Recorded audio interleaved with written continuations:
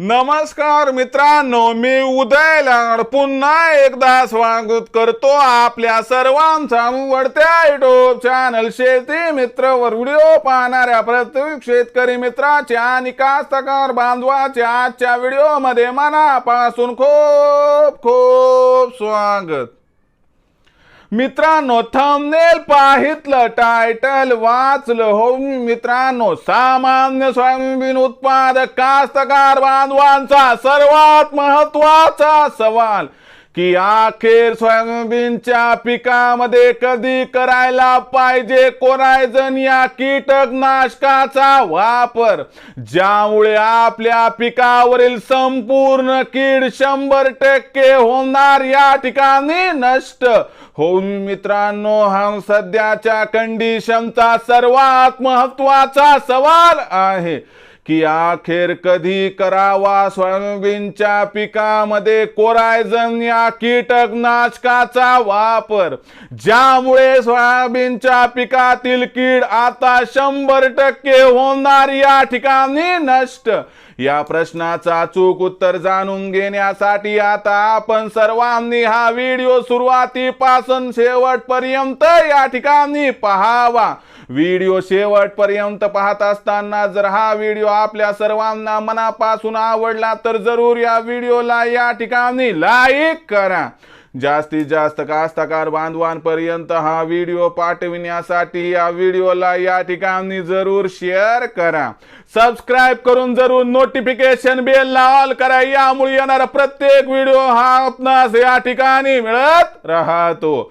तर बघा मित्रांनो, सामान्य सोयाबीन उत्पादक कास्तकार बांधवांचा सर्वात महत्त्वाचा सवाल की अखेर कधी करावा आता सोयाबीनच्या पिकावरती कोरायझन या कीटकनाशकाचा वापर। कोरायझन या कीटकनाशकाची फवारणी केली तर आपल्याला काय काय फायदे होणार, याचा वापर का करावा, कधी करावा, कसा करावा, किती करावा आणि वापर करताना कोणती काळजी घ्यायची, ज्यामुळे आपल्याला या असणाऱ्या किडींचं उच्चाटन करायला 100% होईल या ठिकाणी मोलाची मदत। तर बघा मित्रांनो, कोरायझन हे एक हेवी डोस असणारं कीटकनाशक आहे आणि आपल्या सर्वांना माहित आहे की ज्या वेळेस कीड ही मोठ्या प्रमाणात असते त्यावेळी त्या काळी आपण या कोरायझनचा वापर करतो। म्हणजे आपल्याला साधी सुधी कीड दिसली, थोड्या फार प्रमाणामध्ये जर या ठिकाणी किडींचा प्रादुर्भाव दिसला तर आपण कोरायझनचा वापर करत नाही आणि करायला पण नाही पाहिजे। याचं कारण सांगतो, कारण तलवारीनं काही नख काढली जात नाहीत मित्रांनो। त्यामुळे लक्षात घ्या की या ठिकाणी आपल्याला कोरायझनचा वापर कधी करायचा आहे तर ज्यावेळी आपल्या असणाऱ्या पिकावरती कीड खूप मोठ्या प्रमाणात आहे।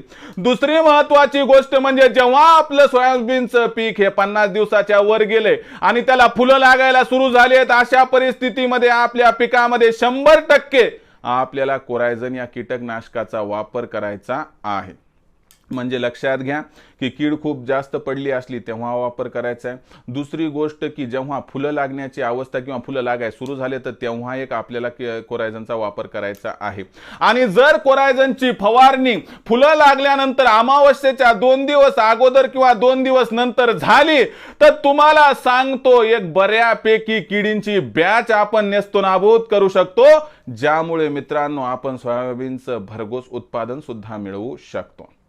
म्हणून लक्षात घ्या मित्रांनो, जर आपलं सोयाबीनचं पीक हे 50 दिवसाच्या वर गेलं असेल आणि आपल्या सोयाबीनच्या पिकाला जर फुलं लागली असतील तर यावेळी 100% कोरायझनचा वापर करा। कारण कोरायझनचा वापर केल्यानंतर हा हेवी डोस त्या पिकावरती 30 दिवसापर्यंत काम करतो मित्रांनो, ज्यामुळे पिकावर येणारी कीड रोखल्या जाते आणि जी कीड आहे तिला सुद्धा समाप्त करण्यास 100% यश या ठिकाणी आपणास प्राप्त होऊन जाते।